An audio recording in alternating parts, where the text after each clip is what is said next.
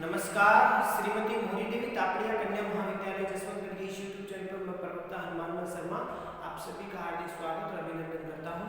प्यारे विद्यार्थियों, बीए द्वितीय वर्ष की कक्षा के अंतर्गत हिंदी साहित्य विषय में साहित्यिक निबंध व नाटक तथा एकांकी संग्रह जो आपका द्वितीय प्रश्न पत्र है प्यारे विद्यार्थियों, उसमें एकांकी के पाठों का विवेचन कर रहे हैं। जो एकांकी संग्रह आपके पुस्तक है उससे हम एकांकी जो है पाठ 4 भोर का तारा इस एकांकी को पढ़ेंगे। और ये जो इस एकांकीकार है जगदीश चंद्र माथुर जी, और इसके ये बहुत ही श्रेष्ठ इनकी रचना मानी जाती है, जगदीश चंद्र माथुर जी की भोर का तारा। तो चलिए प्यारे विद्यार्थियों, अब हम देखते हैं थोड़ा सा जगदीश चंद्र माथुर जी के बारे में चर्चा कर लेते हैं, और उसके बाद में भोर का तारा जो एकांकी है उसका मूल परिप्रेक्ष्य क्या है, जो केंद्रीय भाव क्या है, उसको हम समझने का प्रयास करेंगे। जगदीश चंद्र माथुर जी प्यारे विद्यार्थियों हिंदी नाट्य कला और एकांकी नाट्य कला को परिपक्व प्रदान करने में अविस्मरणीय है, यानी इनको भुलाया नहीं जा सकता। इन्होंने हिंदी नाट्य कला में और एकांकी नाट्य कला को बहुत अधिक विकसित करने में, परिपक्वता लाने में, परिष्कृत करने में इनका बहुत महत्वपूर्ण योगदान माना जाता है। इसीलिए यह जगदीश चंद्र माथुर जी का नाम अविस्मरणीय है। वास्तविकता तो यह है कि इन्होंने आईसीएस अधिकारी होते हुए भी नाटक और एकांकी लेखन के प्रति अपनी प्रतिबद्धता को कभी कम नहीं होने दिया। हालांकि वो आईसीएस अधिकारी थे, उच्च कोटि के अधिकारी थे, और फिर भी इन्होंने नाटक और एकांकी जो लेखन है उसमें कोई कमी नहीं आने दी। अर्थात इनकी एक तरह से रुचि थी इन चीज़ों में लिखने की, तो उनकी प्रतिबद्धता हिंदी गद्य साहित्य के प्रति या एकांकी के प्रति, नाटक के प्रति इनकी रुचि अधिक थी। तो प्रतिबद्धता को देखते हुए इन्होंने बहुत अच्छे एकांकी और नाटक लिखे। यही कारण है कि हिंदी नाटक और एकांकी साहित्य में इनका बहुत बड़ा योगदान माना जाता है, इनका योगदान बहुत महत्वपूर्ण है। ये इनकी प्रतिबद्धता को देखते हुए नाटक और आपके एकांकी के प्रति इनका बहुत अधिक झुकाव था, रुचि थी, प्रतिबद्धता थी। इसके कारण हिंदी साहित्य जगत में इनका जो है योगदान बहुत महत्वपूर्ण माना जाता है, वो भी नाटक और एकांकी साहित्य में। ठीक है प्यारे विद्यार्थियों, इन्होंने कोणार्क, कुंवर सिंह, देखिए इनके एकांकी कौन कौन से हैं, ये नाटक है, ये कोणार्क, कुंवर सिंह, शारदिया, पहला राजा, दशरथ नंदन, 5 इनके नाटक बहुत महत्वपूर्ण है। कोणार्क, कुंवर सिंह, शारदिया, पहला राजा और दशरथ नंदन, ये इन 5 नाटकों की रचना इन्होंने की। और इनमें कोणार्क जो नाटक है इनसे इनकी ख्याति स्थायी हो गई। इस नाटक से बहुत इनको प्रसिद्धि मिली, कोणार्क नाटक से, कोणार्क, ठीक है। और इनके रीढ़ की हड्डी और भोर का तारा, ओ मेरे सपने, ये प्रसिद्ध एकांकी संग्रह है इनके। रीढ़ की हड्डी, भोर का तारा और ओ मेरे सपने, तो ये इनके प्रसिद्ध एकांकी संग्रह है। भोर का तारा तथा ओ मेरे सपने, ये कुल 10 एकांकी इसमें संकलित है भोर का तारा में, और ओ मेरे सपने जो है इस इन एकांकी संग्रह में कुल इनकी 10 एकांकी संकलित है। जिन्होंने श्री माथुर जी को हिंदी एकांकी में अभूतपूर्व ख्याति है वो प्रदान की थी। इन्हें 10 एकांकियों से इनको बहुत अधिक, जिसमें भोर का तारा और ये ओ मेरे सपने, ये एकांकी इनकी बहुत प्रसिद्ध एकांकी मानी जाती है, मील का पत्थर जो साबित हुई इनकी। और जिन्होंने इनकी ख्याति इनसे मिली, इनको पहला एकांकी इनका था मेरी बांसुरी, जो कि सन 1936 में पहला एकांकी इनका था मेरी बांसुरी। क्या था? मेरी बांसुरी, जो कि 1936 में मयूर हॉस्टल इलाहाबाद में अभिनीत हुआ था। इस एकांकी को अभिनीत भी किया गया था, नाटक रंगमंच पर दिखाया भी गया था। सन 1936 में मयूर हॉस्टल इलाहाबाद में अभिनीत किया। बाद में तत्पश्चात सरस्वती पत्रिका में इनका प्रकाशन हुआ। फिर इस एकांकी का, मेरी बांसुरी का जो है, सरस्वती जो पत्रिका थी महावीर प्रसाद द्विवेदी जी द्वारा ये संपादित थी। और ये जो पत्रिका थी, तो इस पत्रिका में इन्होंने जो है इसका प्रकाशन हुआ, इस एकांकी का, सरस्वती पत्रिका में। इन्होंने अपने एकांकी की कथा वस्तु का चयन इतिहास तथा जीवन की नवीन समस्या के बीच से किया। एकांकी का चयन जो है ऐतिहासिक पात्रों को और जो नवीन परिस्थिति, इन दोनों को मिलाते हुए इन्होंने इन्होंने अपनी रचनाएं लिखी। और सामाजिक यथार्थ अपना आपका क्षेत्र है, यानी सामाजिक यथार्थ, सामाजिक जो वास्तविकता है, सामाजिक समस्याओं को लेकर के, सामाजिक विषमताएं विसंगतियों को लेकर के जो इन्होंने एकांकियां लिखी है वो इनका प्रसिद्ध चित्र माना जाता है, अर्थात प्रमुख विषय था इनका। पात्रों के व्यक्तित्व भी स्वतंत्र है और उनकी चारित्रिक विशेषता भी स्पष्ट है। इनके पात्रों का व्यक्तित्व, अगर पात्रों के व्यक्तित्व की बात करें तो प्यारे विद्यार्थियों वो स्वतंत्र है और उनकी जो चारित्रिक विशेषताएं हैं वो भी स्पष्ट है, सुस्पष्ट है। भाव प्रणवता तथा कथित सभ्य कहलाने वाले लोगों पर व्यंग्य, अभिनयशीलता और यथार्थवाद आपके एकांकियों का कतिपय उल्लेखनीय विशेषताएं हैं। यानी इनके एकांकियों में भाव प्रणता है, बहुत अधिक भावों को इसमें झोंका गया है इनकी एकांकी में। और कथित जो सभ्य कहलाने वाले लोग हैं, जो अपने आप को शहरी या पाश्चात्य रंग में ढले हुए और अपने आप को बहुत ज्यादा सभ्य मानते हैं, ऐसे लोगों पर इन्होंने श्री माथुर जी ने इन पर व्यंग्य किया है। अभिनयशीलता और यथार्थवाद आपके एकांकियों का कतिपय उल्लेखनीय विशेषता, यानी अभिनयशीलता भी है और यथार्थवादता यानी वास्तविकता। यथार्थवाद का मतलब वास्तविकता, जिस समस्या, जिस भी विषय को इन्होंने लिया वो यथार्थता से ज्यादा अधिकतर इनका झुकाव था, लगाव था। और इस कारण से इनके एकांकियों का मूल जो विशेषता हम कह सकते हैं अभिनयशीलता और इनकी यथार्थवादता, ये इनकी मुख्य विशेषता थी। तो ये था जगदीश चंद्र माथुर जी का एक तरह से जीवन परिचय, इनके बारे में थोड़ा सा जानकारी हमने ली। अब चलिए चलते हैं भोर का तारा जो एकांकी है, इस एकांकी का मूल क्या भाव है इसको हम देखते हैं। तो भोर का तारा जगदीश चंद्र माथुर साहब का सर्वश्रेष्ठ प्रतिनिधि एकांकी है। ये बहुत प्रसिद्ध इनका एकांकी माना जाता है और इसमें कला और देश प्रेम की संघर्ष का यथार्थपूर्ण चित्रण किया गया है। यानी इसमें एक तरफ कला है तो दूसरी तरफ देश प्रेम है। कला और देश प्रेम दोनों के मध्य उस संघर्ष को कला को लेकर और देश प्रेम को, दोनों को लेकर के जो संघर्ष हुआ है उस धरातल पर इसको प्रस्तुत किया है प्यारे विद्यार्थियों। और कला की साधना द्वारा मानवता और राष्ट्रता का विकास इसका उद्देश्य। इस एकांकी में जो मूल भाव था, मूल उद्देश्य क्या है कि कला की साधना, वह कलाकार है, जो भी एक लेखक है, इसमें एक लेखक है, तो वो लेखक अपनी लेखन कला से और राष्ट्रता का विकास, इस कला की साधना द्वारा मानवता का और राष्ट्रीयता का विकास करना इसका मूल उद्देश्य है। अपनी कला के द्वारा मानवता का और राष्ट्रीयता का विकास करना, ये इसका उद्देश्य है। गुप्त साम्राज्य की राजधानी उज्जैनी, गुप्त साम्राज्य यानी ऐतिहासिक ये पात्र है, ऐतिहासिक घटनाक्रम को लिया गया है। तो गुप्त कालीन जो समय था हमारा, इतिहास में पढ़ते हैं तो गुप्त साम्राज्य की राजधानी उज्जैनी 5वीं शताब्दी में भारत पर हुणों के आक्रमण की वजह से संकटग्रस्त हो जाती है। गुप्त काल का समय था, उस समय की ये घटना ली गई है। और गुप्त काल के साम्राज्य की राजधानी हुआ करती थी उज्जैनी।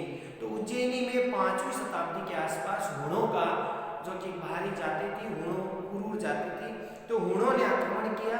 उसकी वजह से उज्जैनी संकट में आ गई और वहाँ का कवि जो शेखर है, वहाँ का कवि है शेखर, वो जीवन में सौंदर्य का उपासक, वह जीवन में सुंदरता को देखता है। और देखिए सुंदरता का उपासक और उसका मित्र है माधव। किसका मित्र? शेखर का मित्र। वह मित्र माधव गुप्त देश की रक्षा करे, कर्तव्य पालन को प्रमुख स्थान प्रदान करता है। उसका मित्र जो माधव है वह उस समय का जो संकट आया हुआ था हुणों के कारण उज्जैनी पर, तो उस गुप्त देश की यानी उस देश की रक्षा के लिए कर्तव्य पालन को प्रमुख प्रधानता वह देता है उसका मित्र। और प्यारे विद्यार्थियों जो है इन दोनों भावों का द्वंद्व है इस एकांकी का प्राण है। अर्थात इन दोनों भावों का, एक तरफ तो शेखर का जीवन के प्रति सौंदर्य का भाव है, दूसरी तरफ उसके मित्र माधव का देश प्रेम का भाव है, कर्तव्य पालन का भाव है। तो इस प्रकार से दोनों भावों की द्वंद्वात्मकता स्थिति यहाँ पर प्रदर्शित होती है।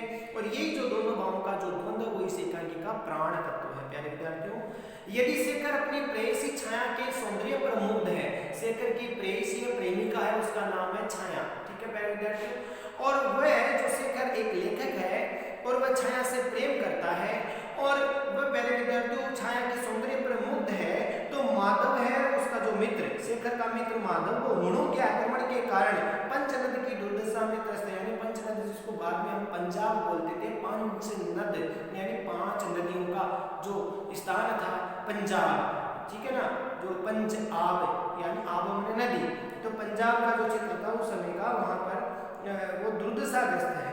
वह साकर छाया और शेखर से याचना करता है। कौन करता है? माधव। किसका मित्र है? शेखर का।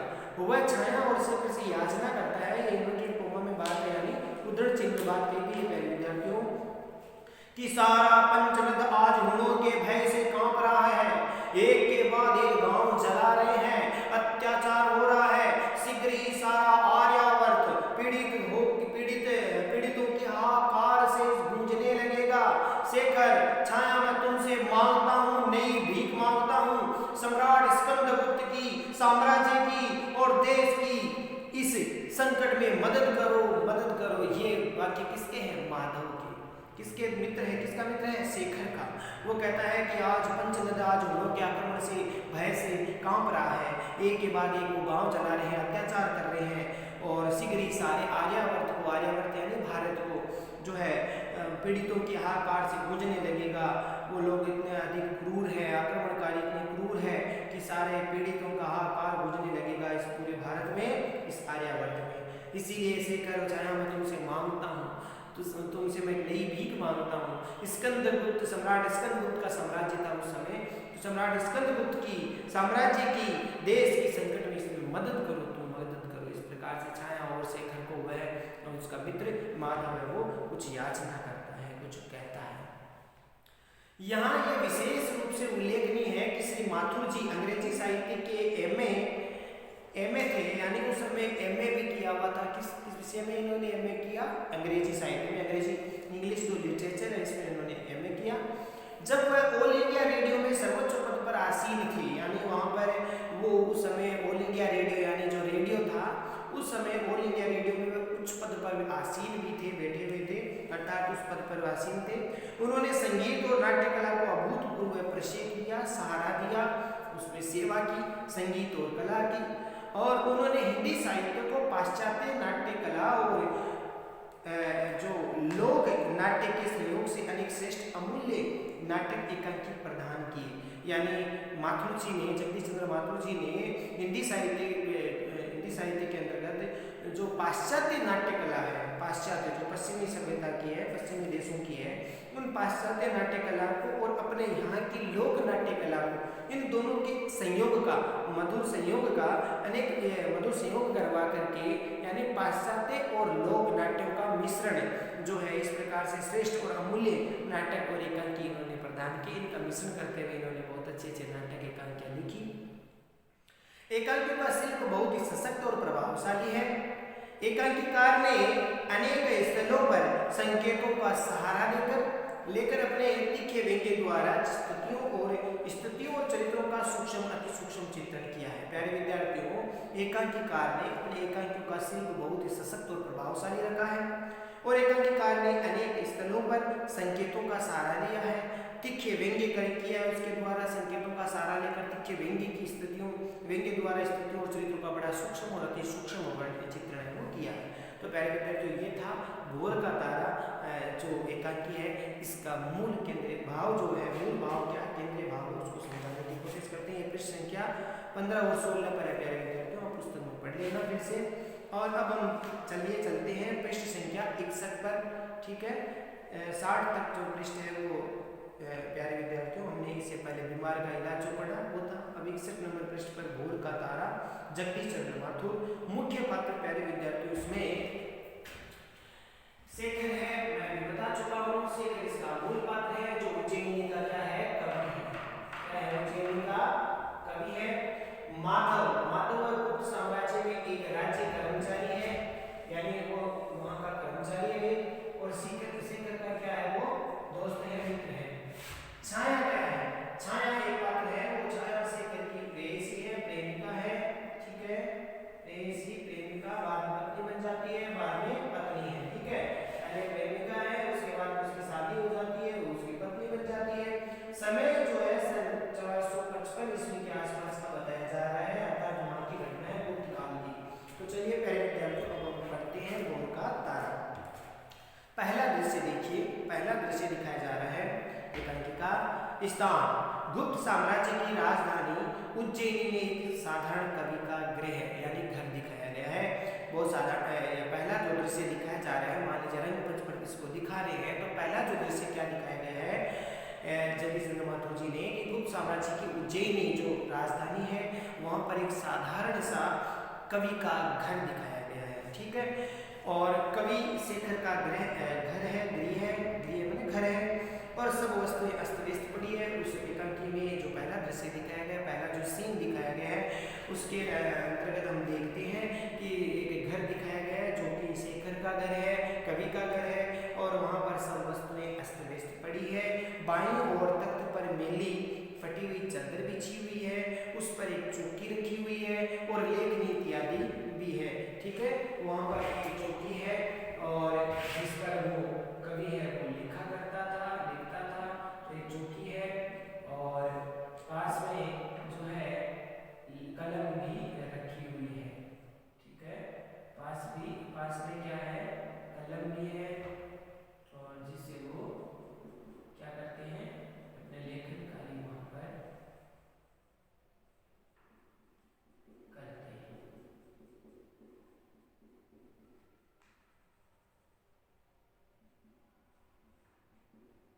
ठीक है, तो ये लेखनी भी है, पहले के जमाने में ये इस प्रकार से लेखनी हुआ करती थी, तो वहाँ पर ये लेखन कार्य इत्यादि वो करते थे। ठीक है, ठीक है, मेरे बेटे ये दृश्य दिखाया जा रहा है। अब हम देखते हैं आगे क्या है। और इधर उधर भोजपत्र बिखरे पड़े हैं, और उस समय लिखने के लिए किसका काम लिया जाता था, भोजपत्रों का। ठीक है, इसको काम में लेते थे भोजपत्रों का। ये भोजपत्र भोज वृक्ष से जो छाल होती थी एक तरह से उससे उसमें लिखे जाते थे पत्ते की तरह। तो हम इस तरह से पौराणिक जो होते थे ग्रंथों को हम देखते हैं इस प्रकार से भोजपत्रों पर लिखा जाता था। तो भोजपत्रों पर वहाँ पर भोजपत्र है क्योंकि कवि है, तो कवि के घर से तो जो लेखन सामग्री का ही सामान मिलेगा। देखिए अब आगे क्या है। एक टिपाई भी है जिस पर कुछ पात्र रखे हुए, एक टिपाई बनी हुई है। टिपाई चौपाई 4 पैरों की, टिपाई 3 पैरों की होती है।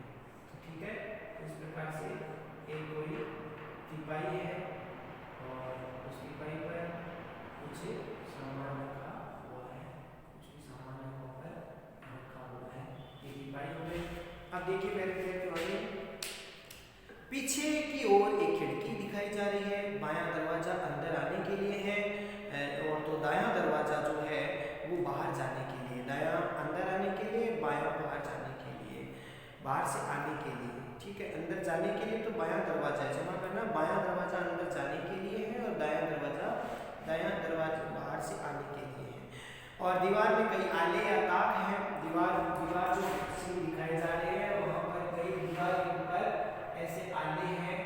ठीक है, जिस पर ऐसे कई लोग प्राचीन समय में दीपक इत्यादि वहाँ पर रखते थे, तो ऐसे आले भी है, ताक जिसको बोलते हैं वो भी है। और क्या दृश्य है जिसमें कुछ दीपदान और कुछ वस्तुएं रखी हैं, दीपक जो है रखा हुआ है। शेखर कुछ गुनगुनाते हुए टहलता है। शेखर है वो वहाँ पर पहले दृश्य में दिखाया जा रहा है, कुछ गुनगुना रहा है, गा रहा है। कभी कभी तख्त पर बैठकर कुछ लिखता जाता है।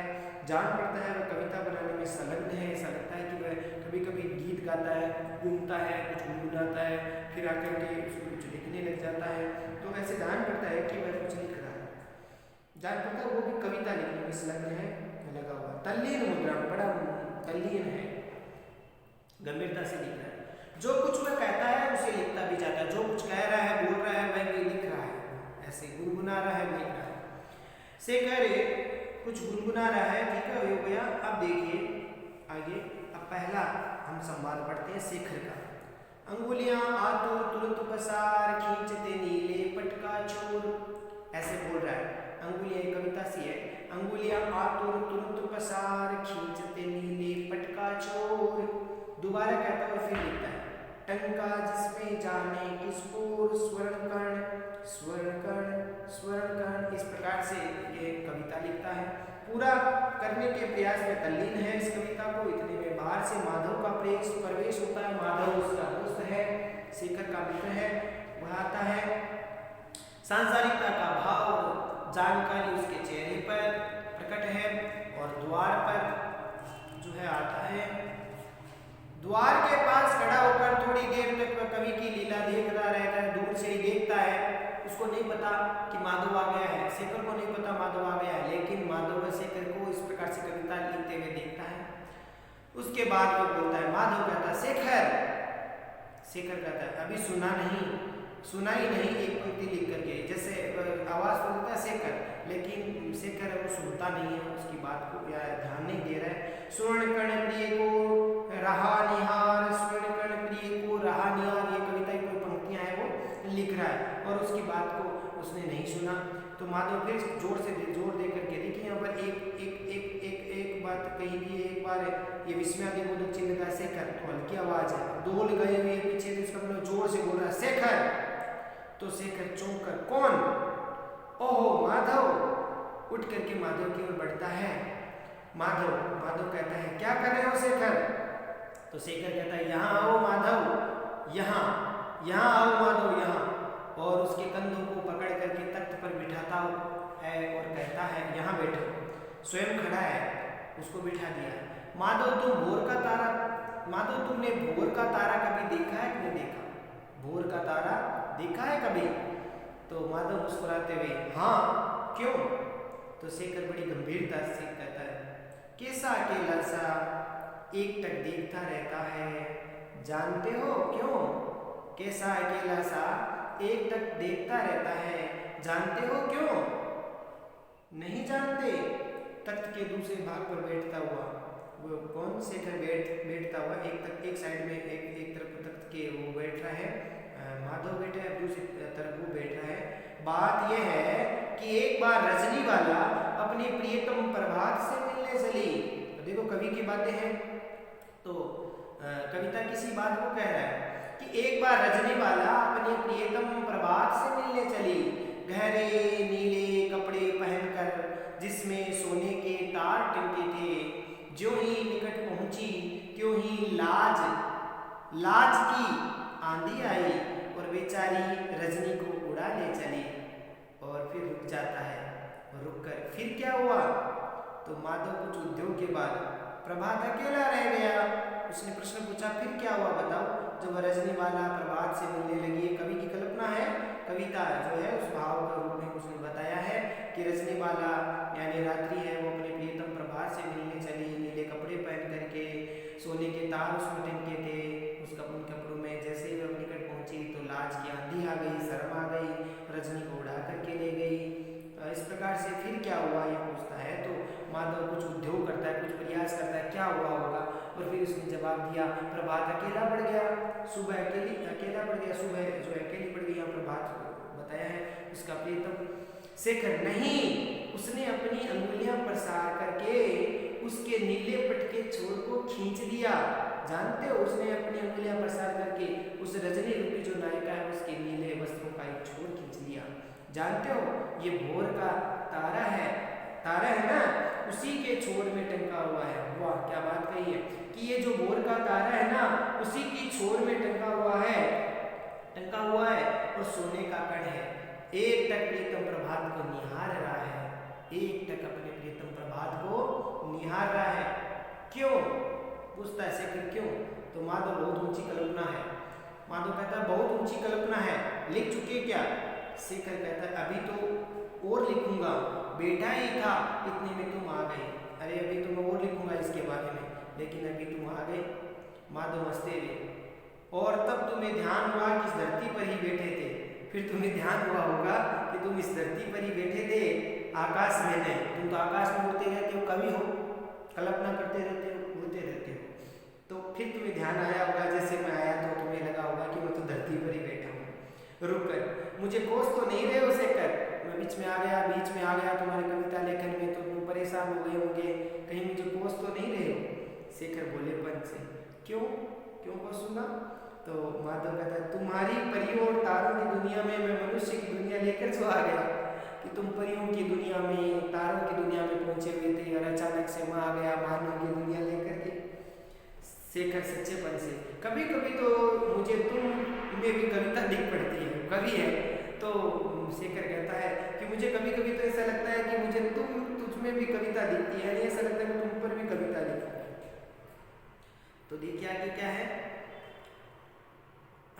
माधव कहता है मुझ में और जोर से हंस करके मुझ में कविता दिखती है, तुम अटखेलियां करना जानते हो, तुम बहुत अटखेलियां करना जानते हो। गंभीर होते हुए शेखर, कविता तो कोमल हृदय की चीज है। माधव कहता है शेखर, कविता तो कोमल हृदय की चीज है, मुझ जैसे कामकाजी राजनीतिज्ञों और सैनिकों के तो छूने भर से मुरझा जाएगी। कविता बड़ी कोमल होती है और मेरे जैसा जो राजनीतिज्ञ सैनिक भला क्या कविता के भाव को समझ पाएगा, उसको तो कविता छूने पर से मुरझा जाएगी। हम लोगों के लिए तो दुनिया की और भी उलझने बहुत हैं। शेखर कहता है माधव, तुमने कभी ये भी सोचा है कि इन उलझनों के बाहर निकलने का मार्ग भी हो सकता है। शेखर कहता है माधव, तुमने कभी ये भी सोचा है कि इन उलझनों के बाहर निकलने का मार्ग भी हो सकता है। तो माधव कहता है और हम लोग करते ही क्या है, रात दिन मनुष्यों की नई नई उलझने सुलझाने का ही तो उद्योग करते रहते हैं। उद्योग में प्रयास करते रहते हैं, इस पर जो है परिश्रम करते रहते हैं कि हम लोग तो रात दिन यही करते हैं, रात दिन मनुष्यों की नई नई उलझने सुलझाने में रहते हैं। शेखर कहता है यही तो नहीं करते, तुम राजनीतिज्ञ और मंत्री लोग बड़ी संजीदगी के साथ, संजीदगी माने गंभीरता के साथ, संजीदगी का अर्थ क्या होता है, गंभीरता के साथ में अमीरी गरीबी युद्ध और संधि की समस्याओं को हल करने में अभिनय करते हो। तुम लोग ये तो नहीं करते, तुम राजनीतिज्ञ हो, मंत्री लोग हो, तुम बड़ी संजीदगी के साथ अमीरी गरीबी की, युद्ध और संधि की, संधि माने मित्रता की, दो राजाओं के बीच की जो मित्रता हो वो संधि कहलाती है, तो युद्ध और संधि की समस्याओं को हल करने का अभिनय करते हो, परंतु मनुष्य को इन उलझनों के बाहर कभी नहीं लाते। तुम मनुष्य को कभी बाहर नहीं लाते, कभी इसका प्रयत्न करता है, कभी ही है जो कि ये प्रयत्न करता है, पर तुम उन्हें पागल समझते हो। तुम लोग है ना कभी को क्या समझते हो, नोट किया हुआ है, तुम तो उनको पागल है अर्थात समझते हो, पागल समझते हो तुम कभी लोगों को। माधव कहता है कभी, तो अवहेलना पूर्वक कहता है तुम उलझनों से बाहर निकलने का प्रयास नहीं करते हो। माधव अपनी बात कर रहा है कि तुम लोग उलझने, तुम कभी लोग हैं, तुम उलझनों के बाहर निकलने का प्रयास नहीं करते, तुम उन्हें भूलने का प्रयास करते हो। तुम कभी लोग कल्पना में खोते रहते हो और अपनी समस्याओं को क्या करते हो, उससे दूर भागने की कोशिश, उसको भूलने का प्रयास करते हो। तुम सपना देखते हो कि जीवन सौंदर्य है, हम जागते हैं। तुम तो सपना देखते हो जीवन सौंदर्य है, जबकि हम तो जागते हैं और देखते रहते हैं कि जीवन कर्तव्य है। मेरा मानना है कि जीवन कर्तव्य है, जबकि आपका मानना है, कभी लोगों का मानना है कि जीवन सौंदर्य है। इस प्रकार से कल्पना करते रहते हो। अब देखिए शेखर क्या कहता है भावुकता से, मुझे तो सौंदर्य ही कर्तव्य जान पड़ता है। अब कवि क्या कहता है शेखर कि मुझे तो ऐसा लगता है कि सौंदर्य ही कर्तव्य है, यही जान पड़ता है। मुझे तो जहाँ सौंदर्य दिख पड़ता है वहाँ कविता दिख पड़ती है। अब कवि की कल्पना है, कवि की आंखें, कवि की दृष्टि, कवि की आत्मा ये क्या देखती है कि मुझे तो जहाँ सौंदर्य दिख जाता है वहीं पर कविता दिख जाती है और वहीं जीवन दिख पड़ता है, और जहाँ कविता है वहीं जीवन है, ऐसा मेरा मानना है। स्वर बदल करके कहता है माधव, तुमने सम्राट के महल भवन के पास राजपथ के किनारे उस अंधी भीखमंगी को कभी देखा है? शेखर कह रहा है, कुछ अपने स्वर को व्यक्त करता है और कुछ भाव को बदलते हुए कहता है कि माधव, क्या तुमने अपने सम्राट के भवन के पास में एक अंधी, राजपथ के किनारे एक अंधी भीखमंगी को देखा है? तो माधव मुस्कुराहट रोकते हुए हंसता, थोड़ा हंसी को रोकता है। हाँ। तो शेखर कहता है मैं उसे सदा भीख देता हूँ, जानते हो क्यों?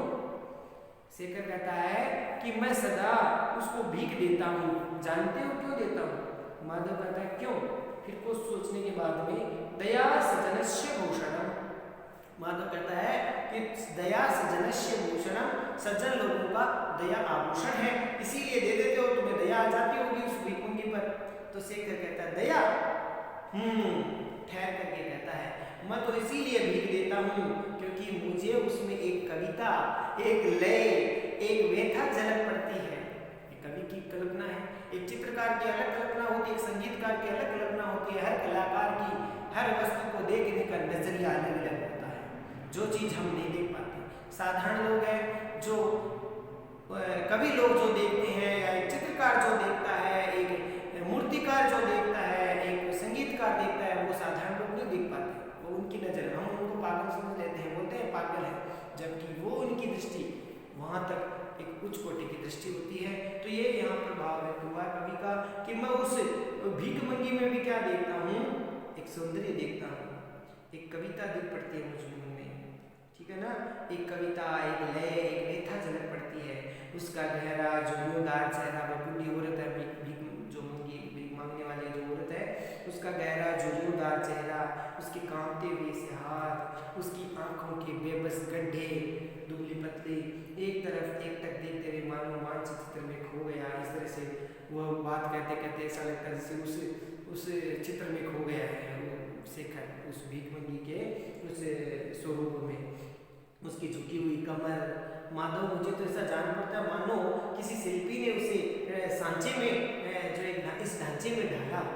माधव, मुझे तो ऐसा लगता है कि मैं उस भीखमंगी को देखता हूँ तो इस प्रकार से एक शिल्पी में, एक शिल्प के रूप में, एक कलाकार के रूप में, मूर्तिकार के रूप में उस ढांचे में जिसे ढाला हो।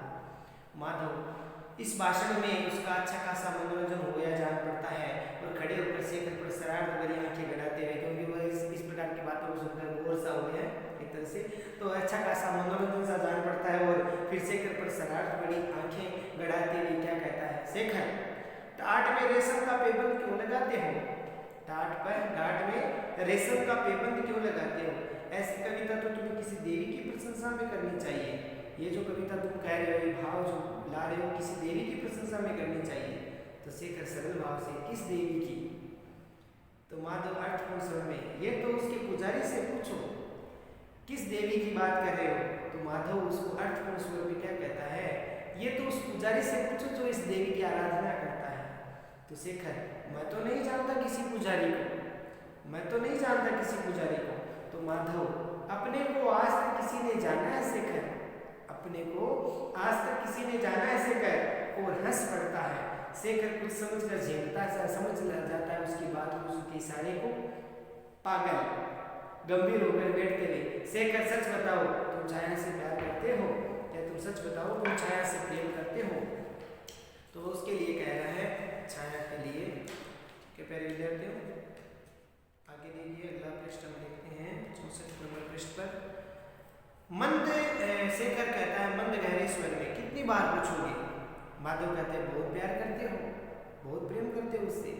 शेखर कहता है माधव, जीवन में मेरी दो ही साधनाएं हैं, तख्त से उठ करके खिड़की की ओर बढ़ता हुआ, एक तो है छाया का प्यार और दूसरी है कविता।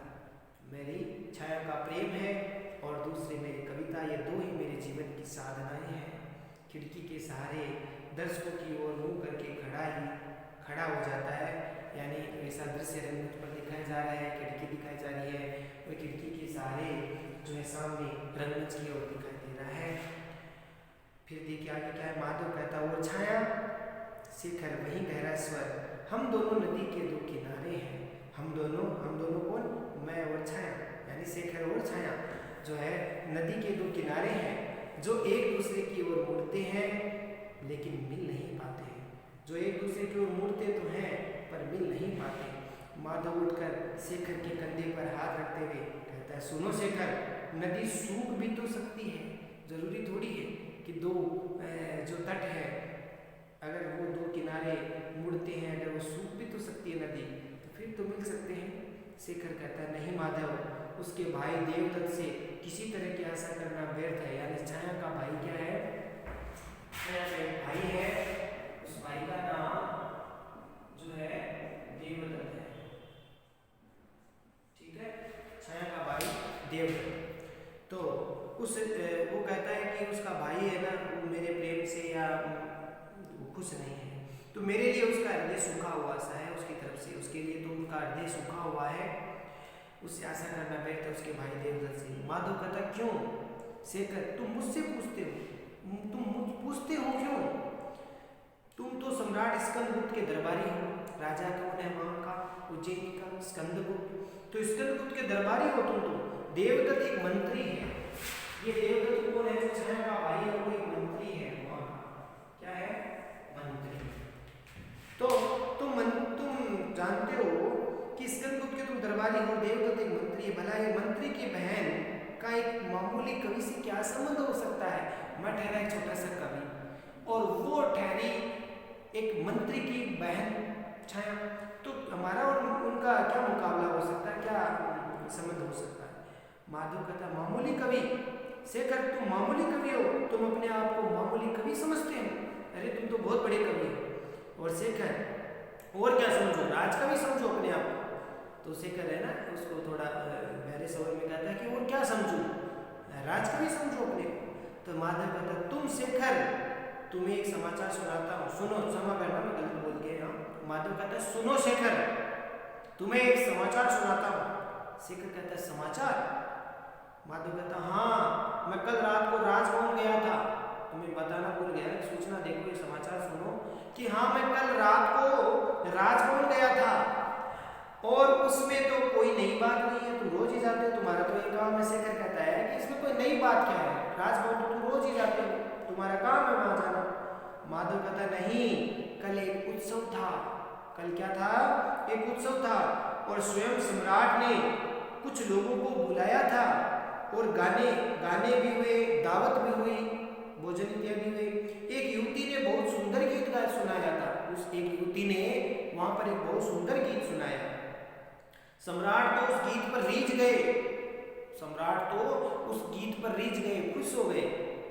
अच्छा, शेखर है उगता कर, आखिर तुम ये सब मुझे क्यों सुना रहे हो माधव, क्यों सुना रहे हो माधव, इसमें मेरा क्या संबंध है? माधव कहता है इसीलिए कि सम्राट ने उस गीत बनाने वाले का नाम पूछा है। जो युवती ने गीत गाया वहां राजमहल में, उस गीत का गीतकार का नाम पूछा है, उस गीत को किसने बनाया। तो सम्राट ये जानना चाहते हैं, उस गीत बनाने वाले का नाम पूछा है। पता चला कि उसका नाम था शेखर। शेखर, उसका नाम क्या था? शेखर। तो शेखर चौंक करके, क्या? ऐसे बहुत चौंक करके, क्या? तो माधव कहता है अभी और तो सुनो। उस युवती ने सम्राट से कहा कि अगर आपको ये गाना पसंद है तो इसके लिखने वाले कवि को अपने दरबार में बुलाइए। तो उस युवती ने सम्राट से क्या कहा था पता है? कि अगर आपको ये गीत पसंद भी आ गया है, अच्छा लगा आपको, तो उसके लिखने वाले कवि को अपने दरबार में बुलाइए। अब कल से मैं कवि महाराजाधिराज सम्राट स्कंदगुप्त विक्रमादित्य के दरबार में जाएगा, ठीक है? तो अब कल वह कवि महाराजाधिराज सम्राट स्कंदगुप्त विक्रमादित्य के दरबार में जाएगा। शेखर कहता मैं जाऊंगा? तो माधव अभिनय करते हुए और झुक करके, श्रीमन क्या आप ही का नाम शेखर है? तो ऐसे हंसी मजाक करता है। तो वो झुक करके कहता है कि श्रीमन क्या आपका नाम ही शेखर है? तो शेखर कहता मैं जाऊंगा सम्राट के दरबार में। माधव सपना तो नहीं देख रहे हो क्या? तुम सपना तो नहीं देख रहे हो, सच्ची बात है ना ये? तो माधव सपने तो तुम देखा करते हो, तुम हो कवि, तुम लोगों का काम है सपने देखना, सपने तो तुम देखा करते हो, लेकिन अभी मेरा समाचार पूरा काम हुआ है, सुनो तो आगे और भी बात है। शेखर हाँ, वो युवती कौन है ये तो बताओ, वो युवती कौन है? माधव अब ये भी बताना होगा, अब ये भी बताना होगा वो युवती कौन है। तुम भी बुद्धू हो, बुद्धू। अरे क्या इसी के बुद्धि पर प्रेम करने चले थे क्या? तुम्हें पता नहीं कि कौन हो सकती है? क्या इसी बुद्धि पर प्रेम करने चले थे? शेखर कहता ओ छाया, अच्छा वो युवती छाया थी। और माधव का हाथ पकड़ते हुए तुम कितने अच्छे हो, तुम कितने अच्छे हो, बहुत खुश हो जाता है। कौन? शेखर माधव की बात को सुन करके हाथ पकड़ कहता तुम कितने अच्छे हो, है ना, तुम कितने अच्छे हो माधव। तो माधव और सुनो, सम्राट ने देवदत्त को आज्ञा दी है कि वह तक्षशिला जाकर के वहां के क्षत्रप वीरभद्र के विद्रोह को दबाए। जो मूल राजा है वीरभद्र, उसके विद्रोह को दबाए। सम्राट ने और आज्ञा दी है कि देवदत्त जो मंत्री है यानी छाया का जो भाई है उसको आज्ञा दी है कि तक्षशिला जा करके वहां पर जो हूण आ गए हैं, हूण राजा जो छत्रपति वीरभद्र, उसके विद्रोह को तुम दबाओ। आर्य देवदत्त के साथ मैं भी जाऊंगा और उनका मंत्री बन करके, समझे? मैं वहां पर जो है देवदत्त की इस अभियान में, उस वीरभद्र के अभियान में, वीरभद्र को दबाने के लिए, उसके युद्ध को रोकने के लिए, उसके आगे बढ़ रहा है उज्जैनी की तरफ, तो वहां पर आर्य देवदत्त के साथ मैं भी जाऊंगा, वो भी मंत्री की हैसियत से जाऊंगा। शेखर कहता है स्वप्न में से ऐसे स्वप्न सा, क्या तुम सचमुच, तो क्या सच्ची छाया ने कहा था, सच बताओ ये बात छाया ने कही थी क्या, सच है?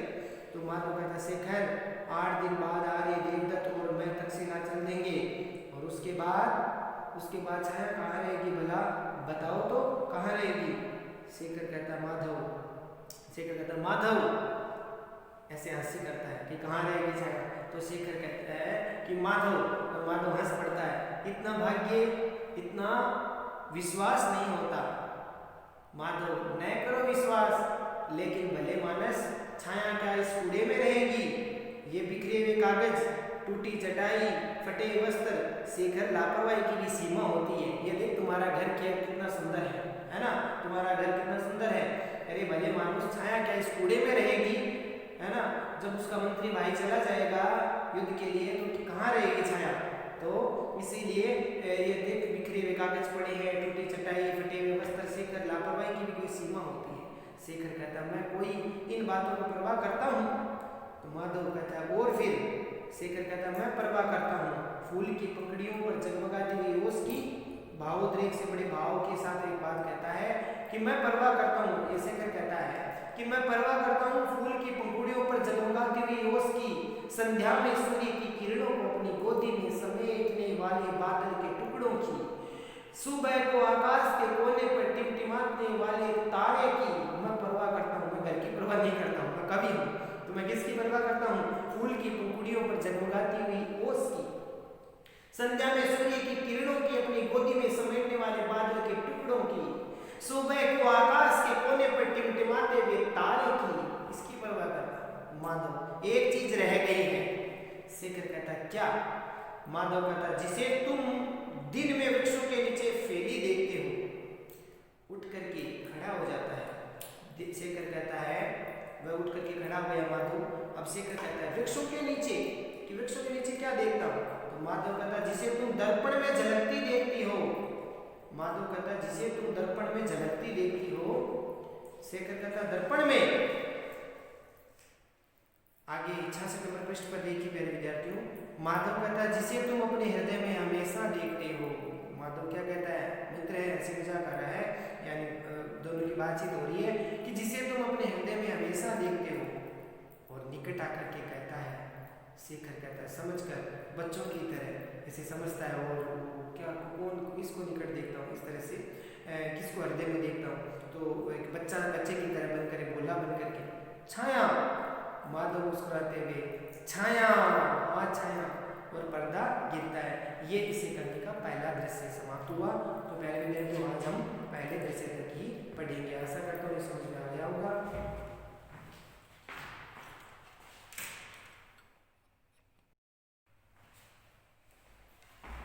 तो प्यारे विद्यार्थियों आज के लिए बस इतना ही। वीडियो काफी लंबा बन गया तो इसको आप ठीक प्रकार से देखेंगे और समझेंगे। तो ये थी आज की एकांकिका पाठ भोर का तारा, एकांकिकार जगदीश माथुर जी। इसे कभी आप ठीक से समझेंगे, पढ़ेंगे और इसके चरित्र को समझने का, चरित्र जो पात्र हैं, इनके पात्र जो चरित्र हैं इनको ठीक प्रकार से समझने का प्रयास करेंगे। इनको संवादों को भी देखना है प्यारे विद्यार्थियों। ये प्रश्न उत्तर में